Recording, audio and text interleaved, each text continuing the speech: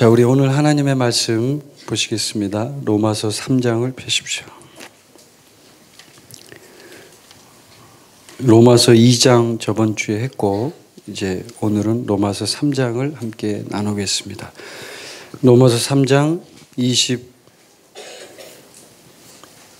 24절 두 구절만 읽겠습니다. 어차피 이제 그 말씀을 나누면서 전체적으로 다 말씀을 나눌 것이기 때문에 23절, 24절만 읽겠습니다. 3장에서 가장 중요하기도 하고 또 많은 분들이 알고 있는 구절입니다. 로마서 3장 23절, 24절 함께 읽겠습니다. 시작. 모든 사람이 죄를 범하였음에 하나님의 영광에 이르지 못하더니 그리스도 예수 안에 있는 속량으로 말미암아 하나님의 은혜로 값없이 의롭다 하심을 얻은 자 되었느니라. 아멘. 다시 한번 읽겠습니다. 시작. 모든 사람이 죄를 범하였음에 하나님의 영광에 이르지 못하더니 그리스도 예수 안에 있는 속량으로 말미암아 하나님의 은혜로 값없이 의롭다 하심을 얻은 자 되었느니라. 아멘. 오늘 로마서 3장 전체를 이제 함께 공부를 하실 텐데요. 로마서 3장 성경 공부입니다. 오늘 로마서 3장의 전체적인 주제, 여러분 이제 성경에다가도 써놔도 되는 거죠. 믿음으로 말미암는 의가 이제 로마서 3장 전체의 가장 큰 주제입니다. 가장 중요한 주제입니다. 믿음으로 말미암는 의. 많은 사람들은 자기의 죄의 문제를 해결하기 위해서 평생을 고통 가운데 고군분투합니다. 그리고 이 세상에 있는 수많은 종교의 이유도 바로 이 죄 문제 때문이었습니다. 그리고 지금까지 우리가 인생을 살면서 겪어왔던 수많은 일들 속에도 다 죄 문제가 관련되어 있습니다. 기독교가 특히 우리 믿는 자들이 이 죄 문제에 대해서는 너무나 많은 것들을 알고 있고 또 그 문제에 대해서 심각하게 여기고 그랬기 때문에 우리가 예수 그리스도를 믿게 된 것입니다. 그런데 지금 이 시대의 모습을 한번 여러분이 잘 생각해 보십시오. 지금 이 시대의 가장 큰 문제가 무엇일까? 오늘 이 사도 바울이 로마서 3장을 통해서 말씀하고 있는 것, 죄인에 대한 얘기를 하고 3장 10절을 보면 아주 강력하게 얘기합니다. 기록된 바 의인은 없나니 하나도 없으며 깨닫는 자도 없고 하나님을 찾는 자도 없고 다 치우쳐 함께 무익하게 되고 선을 행하는 자는 없나니 하나도 없도다. 이 시대의 모습과 어쩌면 그렇게 그대로 복사판. 의인은 하나도 없고 깨닫는 자도 없고 하나님을 찾는 자도 없습니다. 여러분 그렇죠? 요 주변 모습을 보세요. 깨닫는 자가 없습니다. 주말이 되면 고속도로가 꽉 막힙니다. 수많은 사람들이 토요일만 되면 놀러 가기 위해서 자기 시간을 할애합니다. 그러나 교회는 가서 예배드리지 않습니다. 많은 교회들이 이제 점점 쇠퇴하고 있습니다. 여러분 알고 계시죠 지금? 한국 교회가 얼마나 심각한 위기 상황인지를 알고 있습니다. 그건 이미 오래전에 지금은 이제 돌아가신 목사님이고 오카는 목사님, 사랑의 교회 오카는 목사님이 그 전에 썼던 글에 있습니다. 그 내용이 이미 2000년 초반이죠. 2000년대 초반 제가 한참 선교사로서 활동할 때인데 그때 그분이 쓴 책에 보면 그 내용이 나와요. 지금 한국교회 위기가 무엇인가 이런 얘기를 하면서 뭘 얘기를 하냐면 영국과 유럽의 교회들을 보라. 영국과 유럽의 교회는 이미 쇠퇴했고 많은 교회가 모슬렘 사원으로 바뀌고 있다. 그 교회들의 문제가 무엇인가 이러면서 이제 그런 얘기를 합니다.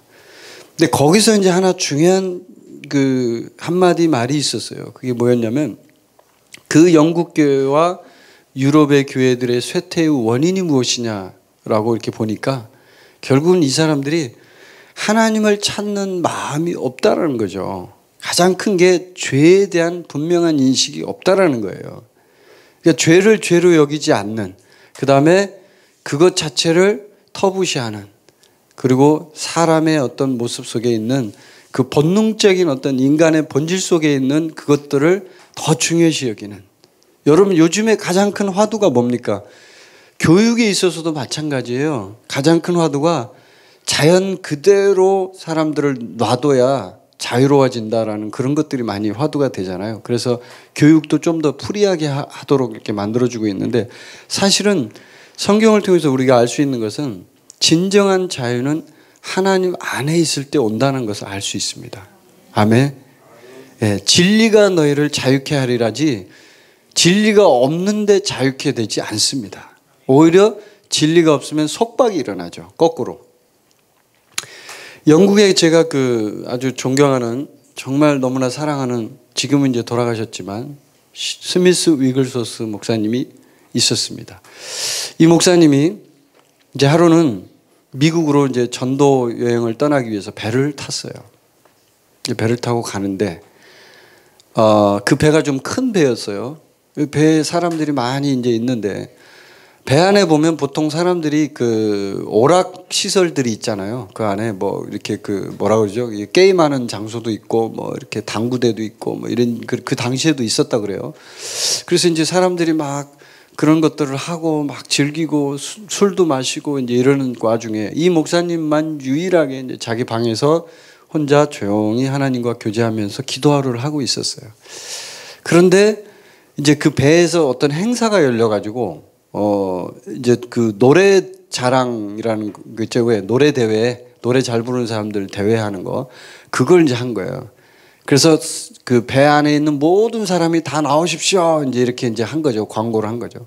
그래서 이 스미스 위글소스도 어쩔 수 없이 끌려 나온 거예요. 다 나오라고 막 문을 두들겨가지고 다 나오라고 해가지고 이제 노래 자랑을 하는데, 이제 다 사람들은 이제 신청을 다 받아서 노래를 시키려고 이제 하는데, 이 목사님한테도 이 사람들이 찾아와서 이 얘기를 하는 거예요. 당신은 어떤 노래를 부를 거냐고. 그러니까 자기는 부를 노래가 있다. 우리는 죄인이고 우리는 회개해야 한다. 이런 노래를 부르려고 한다고. 그러니까 이 사람이, 아니 이런 노래도 있습니까? 그러니까 내가 만든 노래입니다. 그런 거예요. 그러니까 이분들이 어쩔 수 없잖아요. 그래서 알았다고. 그럼 당신이 그 노래를 제일 먼저 하라고. 차라리. 그럼 우리가 나중에 뒤에 재밌는 노래, 즐거운 노래가 많이 있으니까 먼저 하라고. 그렇게 한 거예요. 하나님이 이제 역사하신 거예요. 그래서 이분이 올라가서 첫 번째 1번으로 노래를 부른 거예요. 근데 그 노래가 전부 회개에 대한 내용이에요. 예수님을 믿고 회개해라. 당신들은 죄인이다. 당신들은 예수님이 필요하다. 이런 내용의 노래를 자기가 지어서 부른 거예요. 근데 그 노래를 딱 부르고 내려왔어요. 사람들이 전부 다 울고 있는 거예요. 거기 있는 모든 회중이 다 울고 있으면서 주님 앞에 회개를 하고 있는 거예요. 그래서 여기 사회자가 뭐라 그러냐면, 당신 때문에 오늘 우리 재밌는 놀이가 망쳤다고. 지금 전부 다 회개하고 있지 않냐고. 우리 이거 지금 오늘 이거 완전 행사 망쳤다고. 그러니까 이 스미스 위글소스 목사님 뭐라고 했는지 아세요? 오늘이 당신에게 최고의 날이 될 것입니다. 아멘. 예, 여러분에게도 오늘이 최고의 날이 될 것입니다. 옆에 있는 사람에게 인사하십시오. 오늘이 여러분에게 최고의 날이 될 것입니다. 아멘. 아멘, 아멘. 최고의 날이 될 것입니다. 그 사람들이 생각할 때는 망쳤죠. 그러나 최고의 날이 되었습니다. 왜? 회개했으니까. 주님을 만났으니까. 진짜 주님을 만난 거죠. 자, 그렇듯이 우리 인간에게 있는 가장 중요한 본질의 모습은요, 우리가 죄로 인해서 연약함과 패배 가운데 살고 있다는 그 사실을 계속적으로 인식할 때 우리는 더더욱 주님을 필요로 하게 됩니다. 자, 오늘 로마서 3장 첫 번째로 가셔서 1절에 보면 이제 이렇게 사도 바울이 얘기하고 있습니다. 그런즉 유대인의 나음이 무엇이며 할례의 유익이 무엇이냐? 범사에 많으니 우선은 그들이 하나님의 말씀을 맡았습니다. 그러니까 유대인들은 본질적으로 하나님의 말씀을 관리하고 그것을 잘 보존하고 지키는 것을 최고의 사명으로 삼았던 민족입니다. 여러분 아시죠? 유대 민족의 가장 위대한 위대성이 어디서 나온지 아세요? 그건 바로 율법이었습니다. 율법. 유대인들이 가장 소중하게 여기는 게 뭔지 아세요? 바로 그것도 율법입니다. 유대인들이야말로 그 율법으로 인해서 인생 전체, 그 민족 전체가 완전히 새롭게 뭐라고 했죠? 정체성을 확립한 그런 민족입니다. 그리고 유대인들에게 있어서 율법이 없는 것은 상상할 수 없는 일입니다. 그 율법이 바로 우리가 말하는 하나님의 말씀이죠. 말씀. 여러분, 율법과 하나님의 말씀을 분리시키지 마십시오. 율법도 하나님의 말씀입니다. 오늘 성경 말씀 뒤에 보면, 자, 3장 31절 한번 보세요. 그런즉 우리가 믿음으로 말미암아 율법을 파기하느냐? 그럴 수 없느니라. 도리어 율법을 굳게 세우느니라. 율법을 굳게 세운다, 이게 무슨 말이에요? 그럼 율법 지키라는 얘기입니까? 오해하지 마세요. 율법을 굳게 세운다. 예수 그리스도를 통해서 율법을 완성시킨다, 이거예요. 하나님은 절대로 율법을 버리지 않았습니다. 율법을 버린 적이 없습니다. 그러나 율법의 기능이, 본래적인 기능이 무엇인지를 우리가 몰랐기 때문에 그런 것이지, 율법의 본능적인 기능은 우리 인간에게 죄를 깨닫게 함이었습니다. 자, 제가 조금 전에 얘기했어요. 우리 한국교회나 전 세계의 가장 큰 문제가 무엇이냐? 바로 포스트 모더니즘입니다. 포스트 모더니즘이 뭔지 아세요?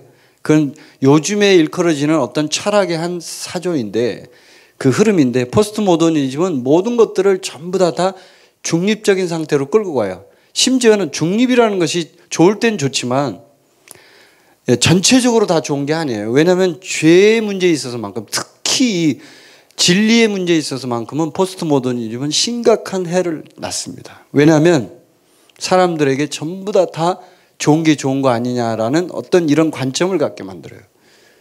중립적인 입장을 취하게 만들어요. 그리고 인간 중심으로 가게 만들어요. 들어봤죠, 여러분? 포스트 모더니즘 들어봤죠? 그런 흐름이 사람들에게 뭘 가져오냐면 인권을 중요시하게 만들어요. 그 지금 한국에 어떤 문제가 있습니까? 인권법, 특별법, 동성애를 인정해줘라. 여러분 알죠?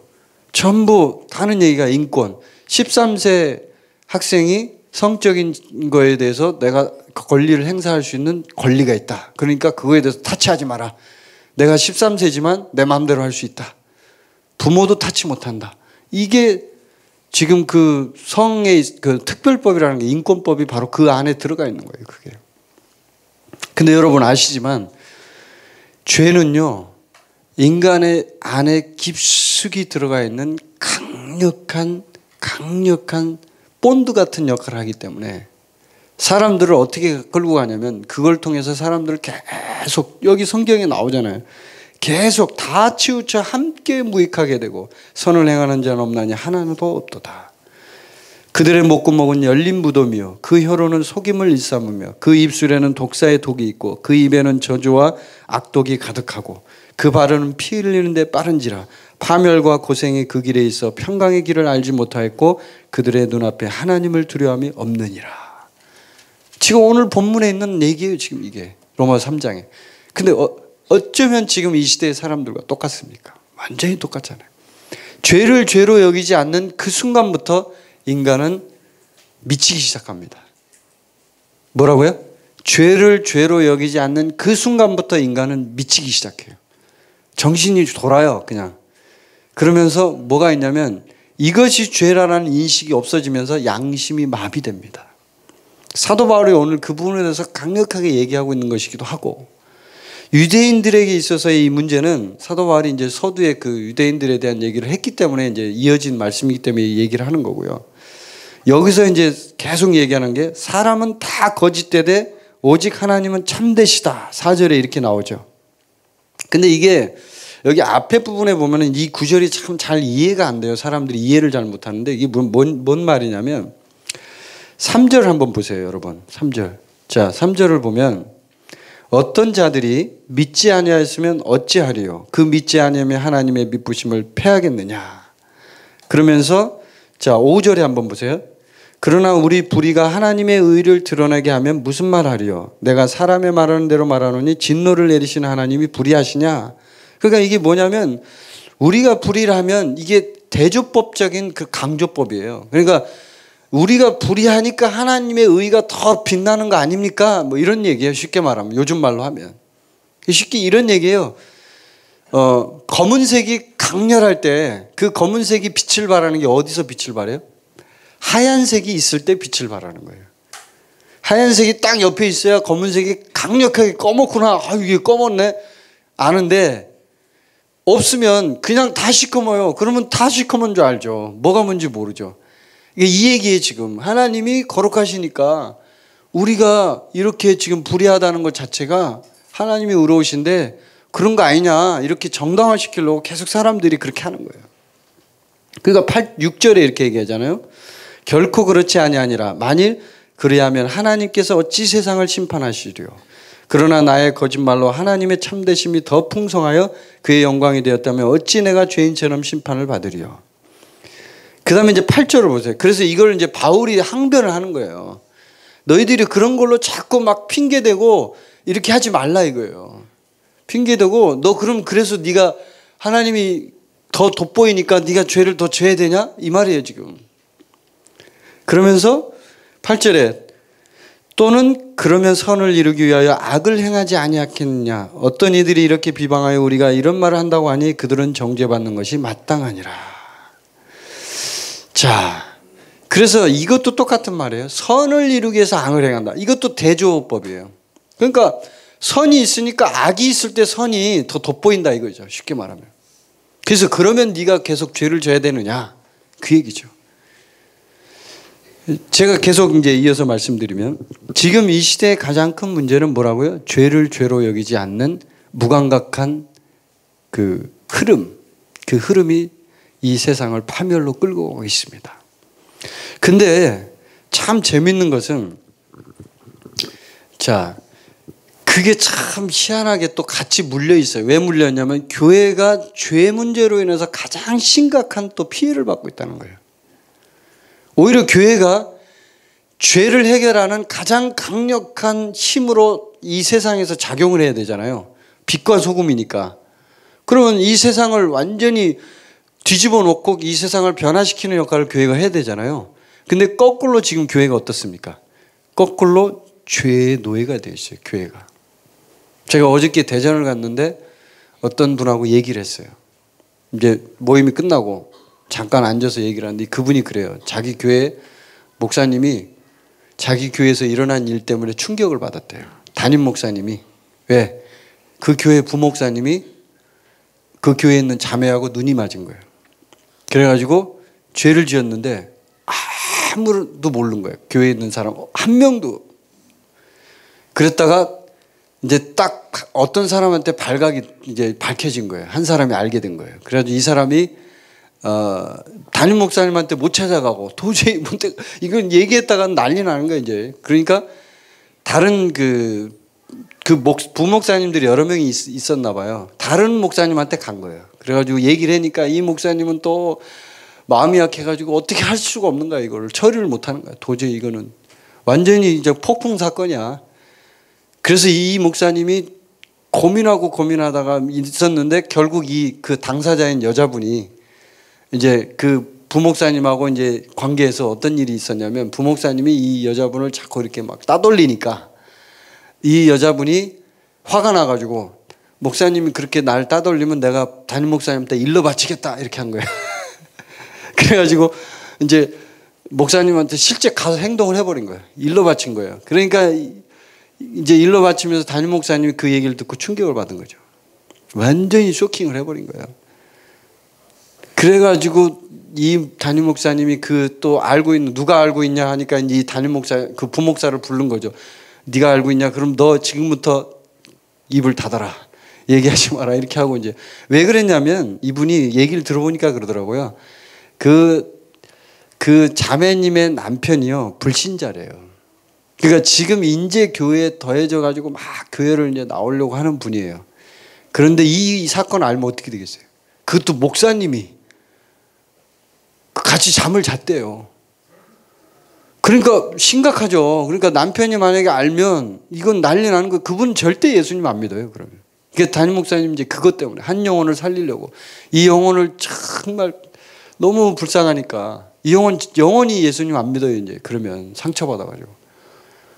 그래가지고 그것 때문에 굉장히 힘들었다고 저한테 그 얘기를 막 하더라고. 그래서 제가 그 얘기를 듣는데 참 이게 한국교회 현실 아니냐. 그 교회만 그런 일이 있었겠어요, 여러분? 얼마든지 다른 교회들도 있을 수 있죠. 그래서 우리가 이 교회가 그런 역할을 감당하지 못한다면 어떤 일이 일어나겠습니까? 어떤 일이 일어나겠어요? 이 세상에 빛과 소금이 되지 못하는 거죠. 자, 여기 이제 오늘 이제 중요한 말씀, 이제 지금까지는 이제 죄에 대한 부분을 제가 이렇게 말씀을 드렸는데 중요한 말씀을 이제 제가 드릴게요. 지금 이 시대의 교회에 있어서 가장 필요한 것이 무엇인가? 이제 이 부분을 얘기를 할게요. 이 죄의 문제를 해결할 수 있는 가장 강력한 힘이 무엇인가? 이제 이거를 얘기해야 돼요. 이걸. 중요한 게. 이런 일이 일어나지 않아야 되니까. 그럼 이런 일이 일어나지 않으려면 우리가 죄가 재미없어지고 죄가 별로 관심이 없어지는 상태여야 된다고 제가 지난 시간에 얘기했잖아요. 그럼 우리가 영적으로 자라야 된다고 얘기했잖아요. 영적으로 자라기 위해서는 어떻게 해야 될까요? 어떻게 해야 돼요? 히브리서 한번 펴보세요. 이게 중요하니까 다른 구절 한번 보겠습니다. 자, 히브리서 5장을 한번 펴보세요. 5장 뒷부분을 보시면 됩니다. 자, 13절, 14절 같이 한번 읽어보겠습니다. 자, 시작. 이는 젖을 먹는 자마다 어린아이니 의의 말씀을 경험하지 못한 자요. 단단한 음식은 장성한 자의 것이니 그들은 지각을 사용함으로 연단을 받아 선악을 분별하는 자들이니라. 아멘. 자, 이거는 지금 뭘 얘기해요? 영적으로 어린아이를 얘기합니다. 젖을 먹는 자는 어린아이다. 그 다음에가 중요합니다. 뭐라고 얘기해요? 의의 말씀을 경험하지 못한 자요. 이 죄의 문제를 해결하는 가장 강력한 특효약은 뭐냐면 의의 말씀을 계속적으로 먹는 거예요. 오늘 이제 그 부분을 말씀을 드릴 겁니다. 의의 말씀은 단단한 음식이기도 하고 장성한 자의 음식입니다. 의의 말씀은 잘못 사용하면 굉장히 위험한 독이 될 수도 있습니다. 제가 오늘 하는 얘기가 좀 어려울 수도 있습니다. 어떤 분에게 굉장히 신학적으로 얘기하면 굉장히 다양한 양면성을 다루기 때문에 어려운 주제일 수 있습니다. 그러나 중요합니다. 이게 굉장히 중요하기 때문에 제가 말씀을 드립니다. 자, 옛날에 1517년 마틴 루터가 종교개혁을 하고 그 종교개혁이 일어난 이후에 기독교의 혁명적인 사건이 일어난 것이 무엇입니까? 그것은 바로 의의 말씀, 바로 이 복음의 회복이었습니다. 그전에는 우리가 죄를 어떻게 했어야 돼요? 천주교에서는 죄를 돈 주고 사가지고 면죄부를 사가지고 이 죄를 씻었어야만 했습니다. 그런데 마틴 루터가 하나님 말씀을 읽다가 로마서 말씀을 통해서 은혜를 받았어요. 우리가 믿음으로 의롭다함을 얻었다. 이 말씀을 통해서 강력한 복음의 진리를 깨닫게 되었습니다. 그리고 나서 이제 복음이 회복이 됐어요. 그래서 그 복음이 강력하게 작동을 하는데 이제 여기서 중요한 게 뭐냐면 이 시대의 교회에 가장 필요한 것이 무엇이냐면 바로 복음의 회복인데 그 복음의 회복 중에서도 의의 말씀의 회복이 필요한 거예요. 의의 말씀의 회복. 의의 말씀은 다 장성한 자의 것이에요. 이것이 없으면 영적으로 성장을 못해요. 의의 말씀이 없으면. 근데 의의 말씀은 제가 조금 전에 얘기했지만 잘못 사용하면 강력한 독이 될 수 있어요. 왜 그런지 제가 설명해 드릴게요. 우리나라에 지금 가장 우리가 이제 몇 년 전에도 일어났던 사건이었지만 우리 기독교회에 있어서 충격적인 사건이 하나 있었죠. 2014년도에. 무슨 사건인지 아세요? 세월호 사건. 기억나시죠? 그 세월호 사건을 일으켰던 그 종교 단체가 뭐죠? 예, 구원파였습니다. 그 구원파가 우리 기독교에서는 이단이라고 되어 있습니다. 근데 구원파가 왜 이단이죠? 여러분 아십니까? 그걸 알아야 돼요. 구원파가 왜 남들이 이단이래 그러니까 이단이래 그러면 이단이라고 하면 이단입니까 그냥? 그거 아니에요. 여러분 그렇게 하시면 안 되고 왜 이단인지를 알고 이단이라고 얘기를 해야죠. 모르고 그냥 남들이 이단이라고 하니까 이단입니까? 아니에요.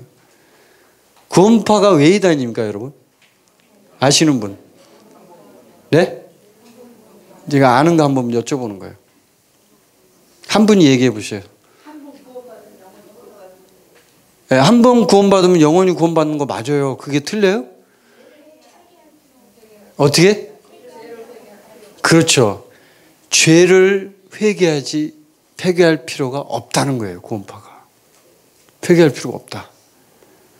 자, 이게 왜 틀리죠? 여러분? 왜 틀려요? 자, 이걸 제가 여러분에게 말씀드리고 오늘 이 부분만 명확하게 우리가 공부를 하면 오늘은 굉장히 중요한 부분들을 알게 되는 것입니다. 자, 죄는 우리에게 죄의식을 가져옵니다. 죄는 우리에게 정죄를 가져오고 죄는 우리를 불편하게 만들고 죄는 우리를 속박으로 이끕니다. 아멘이십니까? 아멘. 자, 죄가 죄인 것은 뭐냐면 죄는 강력한 중독성을 갖고 있다는 거예요. 자, 다시 말할게요. 죄는 강력한 중독성을 갖고 있어요. 왜 그러냐면 아담 시대로부터 아담이 타락했을 때, 자 보세요. 여자들은요, 어떤 의학자가 이 부분에 대해서 연구를 했는데 그렇대요. 여자들은 그 소리와 촉감, 그러니까 뭐라 그러죠? 청각과 촉감에 굉장히 민감하대요. 그래서 목소리가 아주 좋은 성우 같은 남자들이 와서 딱 그 강남의 제비족들이 보통 보면은 목소리가 좋답니다. 대부분. 얼굴이 잘생긴 게 아니라 목소리가 기가 막히게 좋대. 할렐루야 이러면서 이렇게 이제 하겠죠. 그렇게 목소리로 와서 이 여자한테 접근해가지고 막 얘기를 하면요. 어떤 거짓말도 나중엔 다 믿게 된대요. 여자들은 이 촉감과 청각에 아주 약하대요. 굉장히. 남자는 시각에 약하고 남자는 보는데 아주 약하거든요. 뭘 보면 미쳐요. 남자들은 이게. 오늘 중요한 사실을 여러분 배웠죠. 근데 이 강남 제비들이 쓰는 수법이 뭐냐면 다 그거예요. 목소리를 연습을 한대요. 말을 딱 연습을 해서 기가 막히게 말을 잘하도록 훈련한대요. 그래가지고 여자들에 접근해서 딱 하면 거의 대부분 넘어간답니다. 95% 이상. 맞습니까, 자매님들? 우리 교회 자매님들 아니죠. 네. 어떤 성우가 와도 끄떡하네요, 우리는.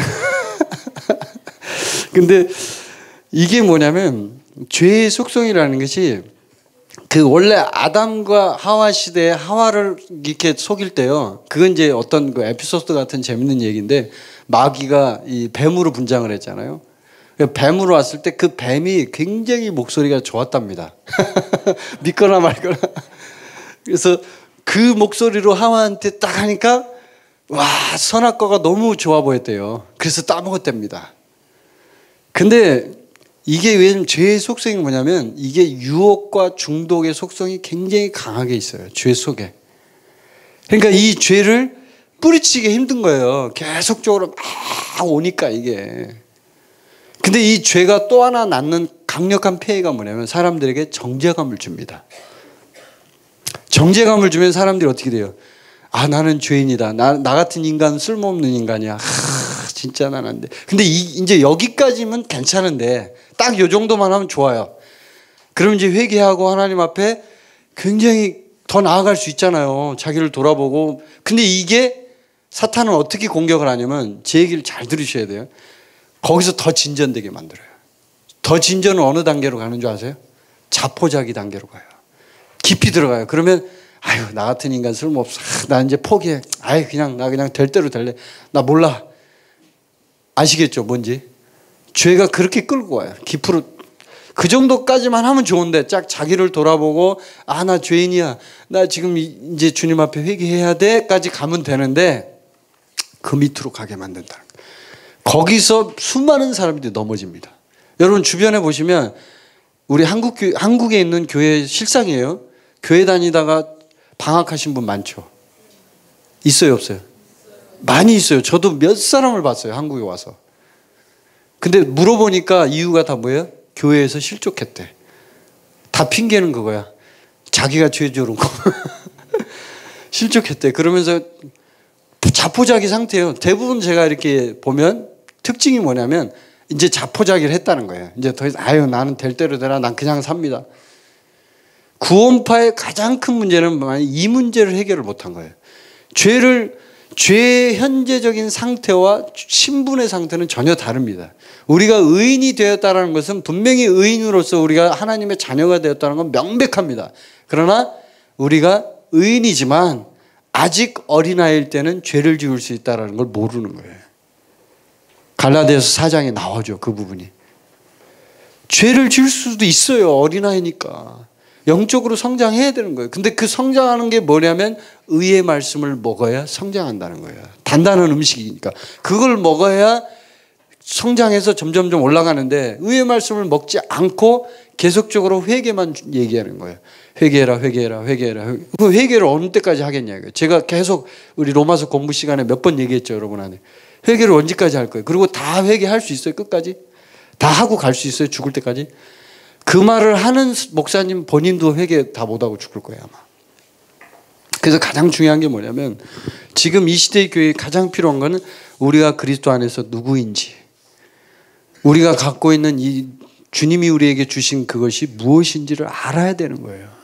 그리고 나의 정체성을 회복해야 되는 거예요. 제가 지금 하는 말이 좀 어려운 분도 있을 수 있겠지만 중요한 얘기입니다.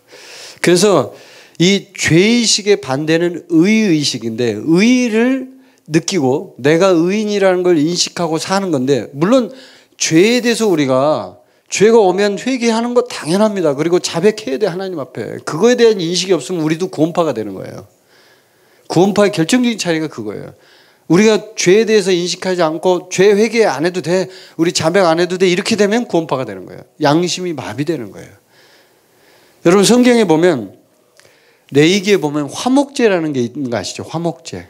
화목제물이 뭐예요? 화목제물은 하나님과 화목하게 되었다 이런 거예요. 근데 이 화목제의 성격은 뭐냐면 하나님과의 교제 회복이에요. 아시죠 여러분? 그 교제를 회복하지 않으면 화목제물로 드려진 예수 그리스도의 그 제사가 여러 가지 있지만 그 중에서 그 기능이 상실돼 버리는 거예요. 하나님과의 교제가 단절되는 거예요. 그러니까 쉽게 말하면 우리 이 의의 말씀을 통해서 우리가 죄 문제를 해결하고 난 뒤에 우리가 복음을 통해서 죄 문제를 해결할 수 있는 중요한 길은 화목제의 역할로서 우리가 하나님 앞에 이 죄를 날마다 주님 앞에 자백하며 회개하며 나아가는 삶. 그러니까 일회성에 구원받을 때 회개가 아니에요. 이 회개는. 용어상으로 정리를 하면 그런 거예요. 자백이에요. 어떻게 보면. 주는 미쁘시고 오르사 우리를 모든 죄에서 사하신다. 요한일서 1장 9절에 나오는 그거예요.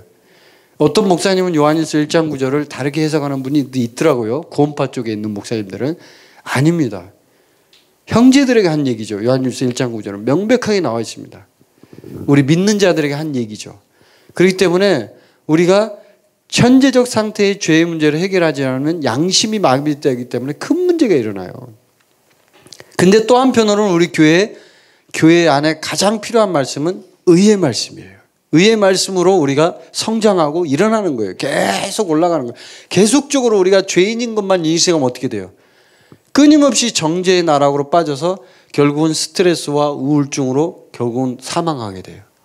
근데 내가 의인인 걸 인식하고 내가 의인이라는 걸 배우게 되면 그것을 명확하게 인식하고 확신하게 되잖아요. 그러면 힘이 나요. 파워가 생겨요. 왜? 내 안에 예수 그리스도가 계시니까. 내가 의인이니까. 그래서 거기 이제 그 3장 자 19절 한번 펴보세요.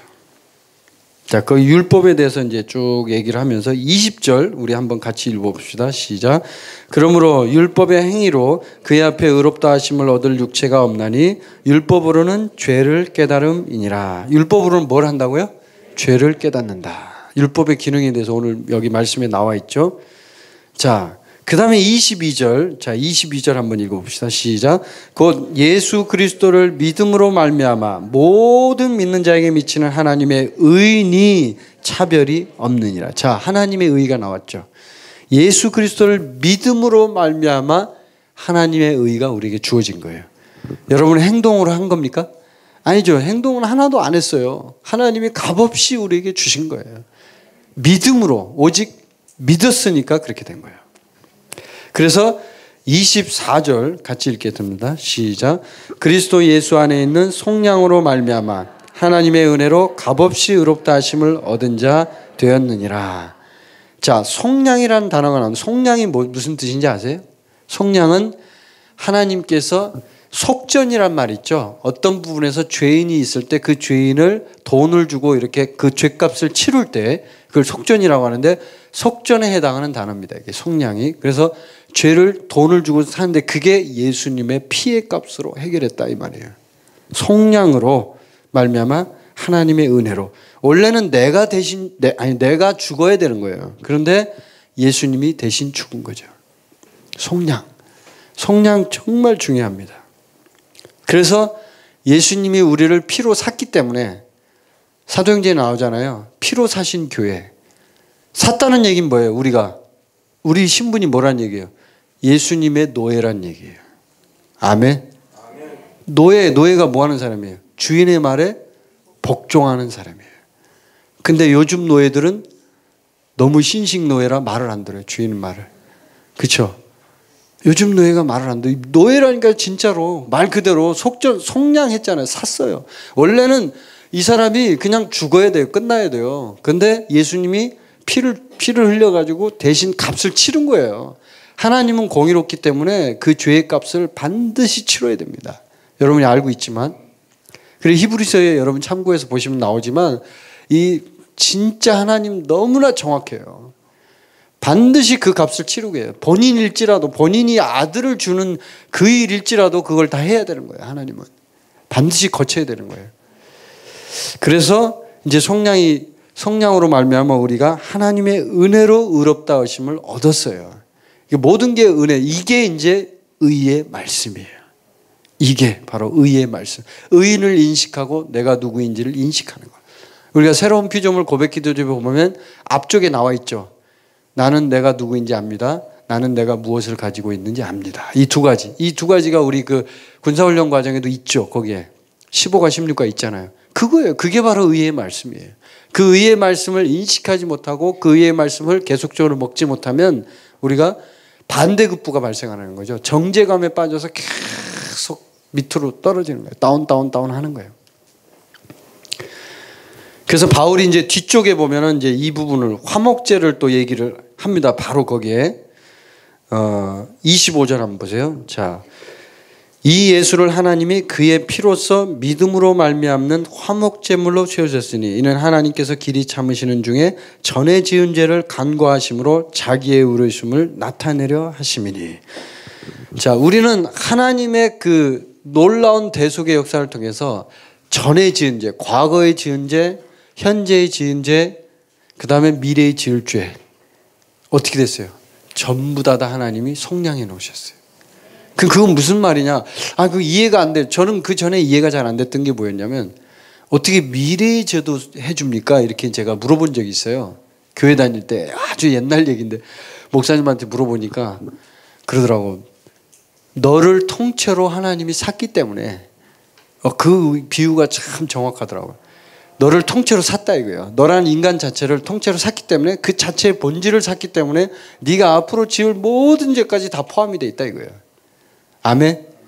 왜 우리가 침례를 받을 때 주님과 함께 죽고 부활하고 하는 거예요. 그게 주님과 함께 연합이 됐기 때문에 붙어있기 때문에 주님의 경험이 내 경험이 되기 때문에 그런 거예요. 2000년 전에 일어난 사건이지만 그 사건이 나하고 일치가 되는 거죠. 왜냐하면 같이 연합이 됐기 때문에 예수님이 체험했던 그 체험이 내 체험이 되는 거예요. 똑같이.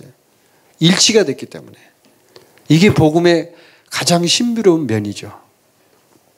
그래서 오늘 이제 사도 바울이 뒤쪽의 부분은 제가 이제 설명을 안 해도 오직 믿음의 법으로냐 뭐 이렇게 나오면서 믿음으로 되는 줄 우리가 인정하노라 하면서 믿음에 대한 얘기를 쭉 합니다. 사도 바울이. 결국 오직 믿음으로란 얘기죠. 오직 믿음으로. 행위가 없는 거 이해 안 해. 그러니까 의의 말씀에 있어서 가장 강력한 툴이 뭐냐면 이 도구. 툴은 믿음이에요. 믿음. 아멘. 의의 말씀과 믿음 이 두 개가 딱 있으면요. 우리가 죄 문제를 해결하는데 전혀 문제가 없어요. 그래서 말씀을 계속 의의 말씀으로 계속 들어가요. 신학적으로는 이걸 이제 우리가 옛날에는 칭의라는 말로 이제 이렇게 이해를 했잖아요. 칭의는 그 죄인인데 네가 의인이라고 칭해 줄게라는 개념으로 이렇게 사용된 거거든요. 근데 이게 성경에서 말할 때는 그런 개념이 아니에요. justification이잖아요. 그러니까 의인이 되었다라는 의미로 봐요. 의인이 되었다.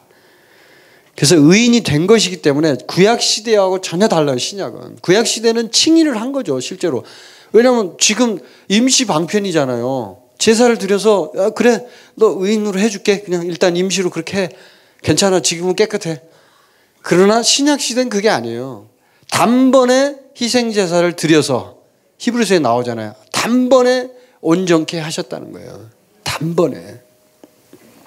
그래서 지금 이 시대는 단순한 경험을 뛰어넘는 하나님께서 우리에게 주시는 본성의 본질의 회복이 필요한 거죠. 이게 바로 의의 말씀이에요.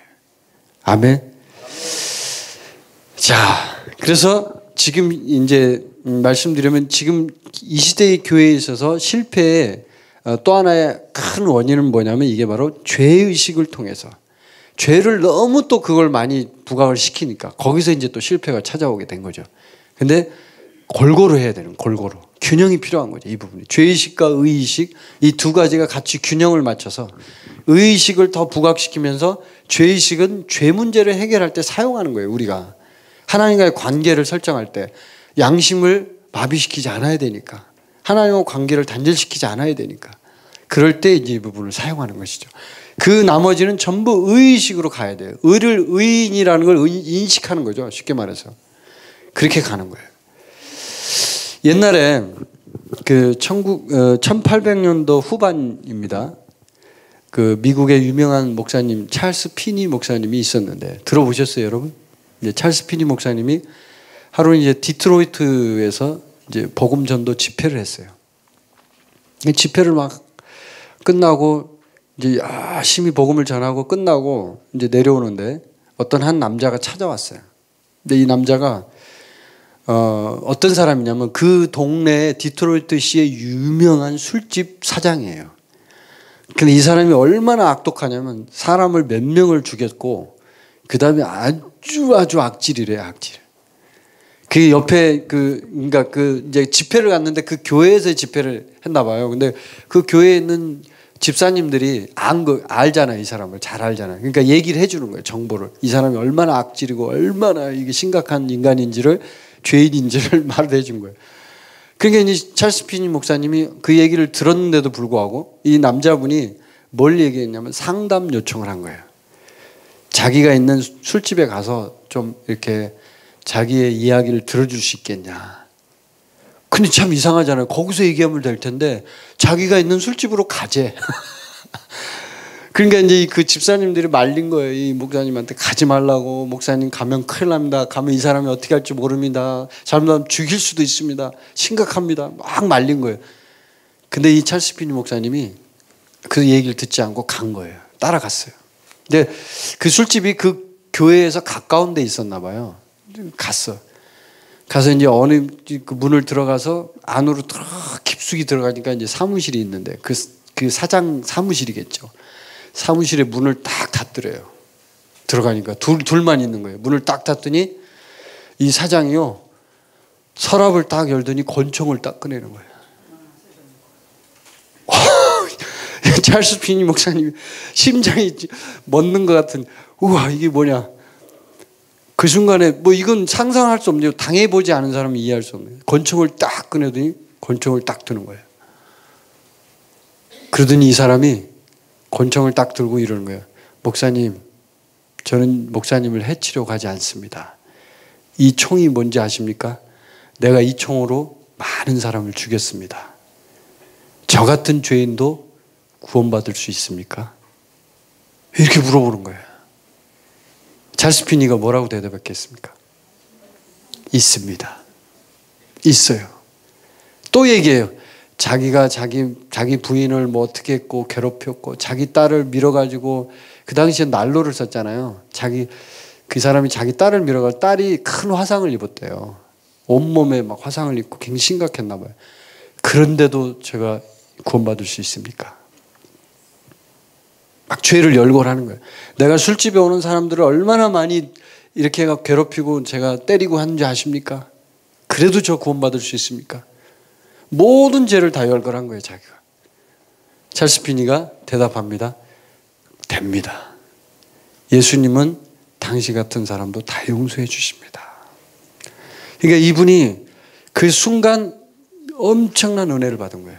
그 자리에서 무릎을 꿇고 회개를 하는데 그날 내내 그 술집 자기 사무실에도 무릎 꿇고 꼼짝 안 하고 몇 시간 동안 회개를 한 거예요. 진짜 회개가 일어난 거죠. 성령님 역사하신 거예요. 그러고 나서 집에 갔어요. 자기 부인하고 딸이 이 남편을 얼마나 싫어하는지 오면 아주 쳐다도 안 보는 사람이에요. 근데 그날 딱 와서 이제 밥을 먹을 때가 되니까 어쨌든 밥은 줘야 되니까 부인이 딸 보고 그랬어요. 아빠한테 가서 밥 먹으라고 해라. 딸이 무서워서 안 가려고 그러는데 그래도 가서 오라고 해.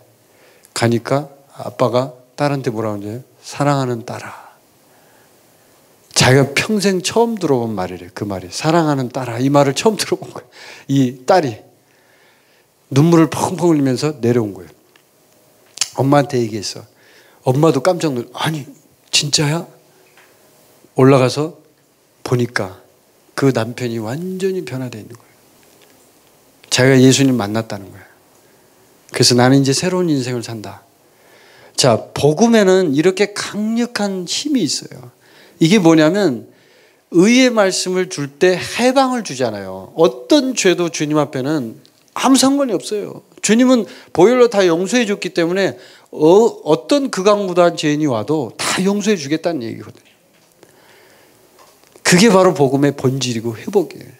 그리고 그 복음 안에 의의 말씀이 있는 거죠. 자, 의의 말씀. 자, 골로새서 1장 13절 14절만 보고 마치겠습니다. 자, 의의 말씀의 핵심. 골로새서 1장 13, 14절 보고 마치겠습니다.